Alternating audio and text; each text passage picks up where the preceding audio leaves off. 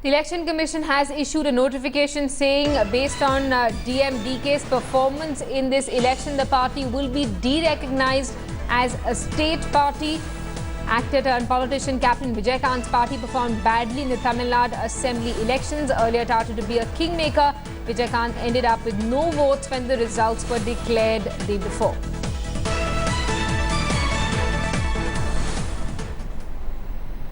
And to our big focus this Saturday, dreaded terror group the ISIS has released a new 22-minute long video showing Indian jihadists fighting in Syria.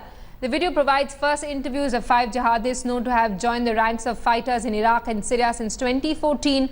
The video released online earlier on Friday is the first propaganda documentary with content focusing on India and South Asia. The only individual conclusively identified in the video is a Thane engineering student Fahad Tanveer Sheikh, who travelled to Syria in 2014 along with 3 other men from the city.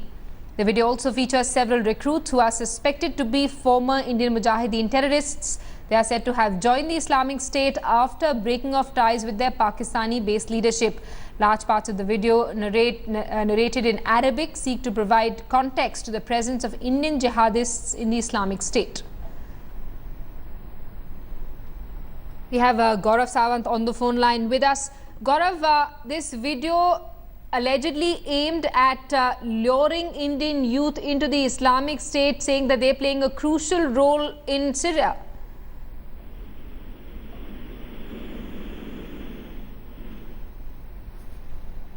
Gaurav, can you hear me?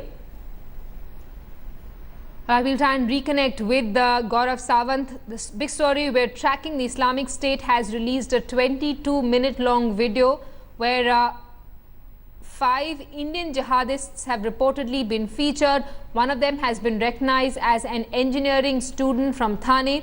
He reportedly left the city with 4 others in 2014. Now, experts believe that this video has specifically been released to attract fresh recruits from India and South Asia. We have RSN Singh, defense expert, on the phone line with us. Mr. Singh, how do you react to this video released by the IS? See, this is basically part of the cyber jihad. This whole ISIS business in India, Indian subcontinent, is part of, the cyber jihad. Everything is online, right from recruitment to indoctrination. But even if it is cyber jihad, we will do a huge mistake if we undermine its potency. I mean, there's very intense online debate going on various issues on, like Palestine, Kashmir, Iraq, and, global jihad. And your Darul Uloom Deoband is also participating in this debate. Now, what has happened is that ever since this Indian Mujahideen is split, AUT,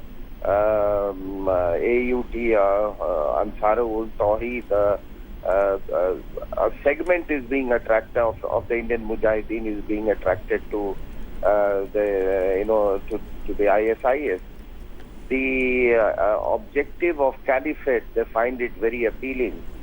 So after the flux in the Af-Pak region, there is a lot of volatility or churning process as far as the jihadi tanzeems are concerned. Right. So there are a lot of people are now being attracted towards the concept of the ISIS.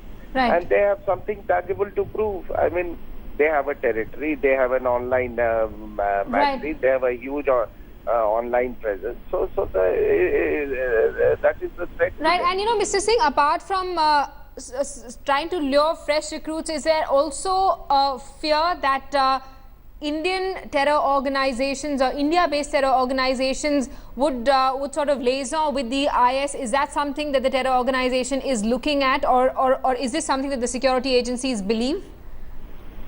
No, I think you must have read that the Delhi police has set up a special cell to monitor the social media.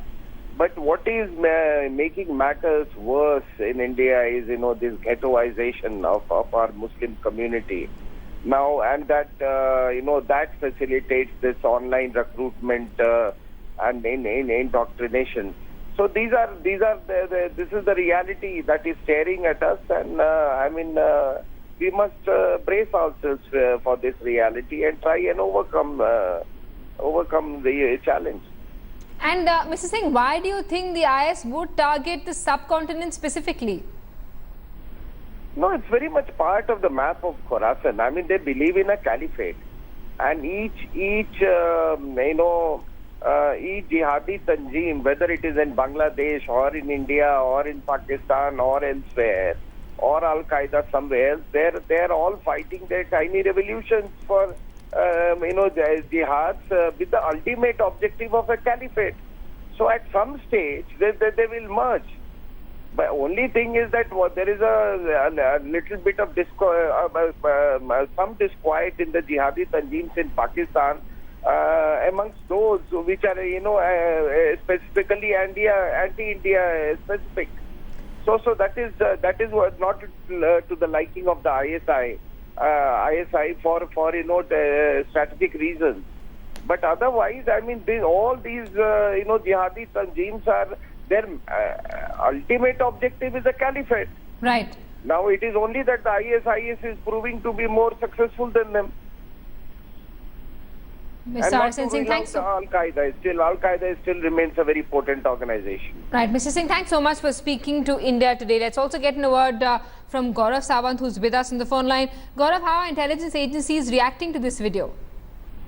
The fact that the Islamic State is now using Indian terrorists to spread the message across and putting these videos online is a matter of concern, especially when there is fear of...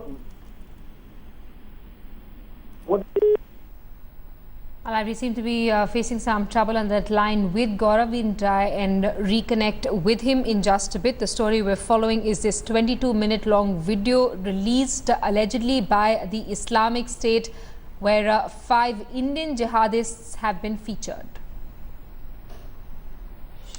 Right, shifting focus, another 26/11 betrayal by Pakistan. 26/11 mastermind Zakir Rahman Lakhvi and 6 other accused will be only charged with abetment to murder and not murder in the terror attack case. A Pakistani anti-terror court ruled that the perpetrators of the 26/11 terror attacks will be charged individually. However, the court hasn't allowed a cross-examination of the accused for this. The prosecution had filed an application in court about 2 months ago requesting for changes in charges against the accused from abetment to murder of each individual in the carnage. Special 26/11 public prosecutor in India, Ujjwal Nikam, has slammed the Pakistani court's decision. Mumbai attack case has faced inordinate delays as no proceedings have been held for the last 7 hearings. The next hearing has been scheduled for the 25th of May. I am surprised as to why at this belated stage Pakistan court has framed the charge of abetment against Zakir Rahman Lakhvi. Why there is so much delay? After the period of 8 years, if Pakistan court frames a new charge, then certainly the Zakir Rahman Lakhvi's lawyers would definitely ask for recalling of all the prosecution.